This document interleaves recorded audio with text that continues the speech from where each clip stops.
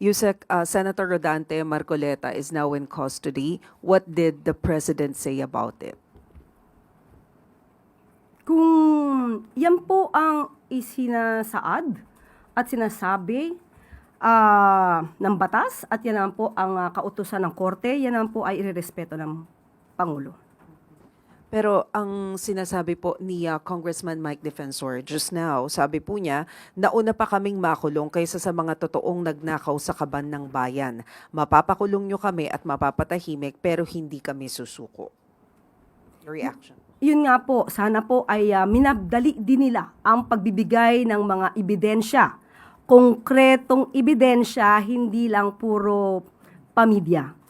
Mas magkakaroon po ng resolusyon at ng solusyon kung sila ay nagsumiti kaagad ng mga konkretong ebidensya para kung sino yung mga tao na nais nilang papanagutin ay napanagot na po sana, nadala na po sana sa korte ang mga kasong kanilang idudulog. Pero hanggat hindi sila nakakapagbigay ng konkretong ebidensya, hindi po talaga ito kakagatin ng korte.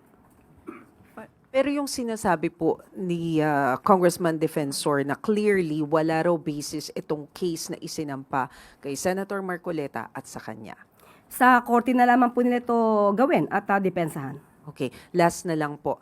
Ano po ang tingin ng Malacanang, how will this arrest, if this is considered an arrest, affect the happenings in the Senate, especially na ngayong araw magsisimula yung impeachment trial against the Vice President? Nasa kamay na po yan ng Senado. Ang sa atin naman po, sa anumang pagkakataon, kung ano man ang oras, kung ano mang araw, kung ano ang sinasabi ng korte, kung mayroon silang in-issue na warrant of arrest, hindi po ito mapapahinto. Hanggat wala rin naman pong court order na maaaring magpahinto sa pagpapatupad dito. So kung in-issue po ito, ng korte, ito yung valid warrant of arrest, wala pong magagawa ang ehekutibo kundi ito ay i-enforce.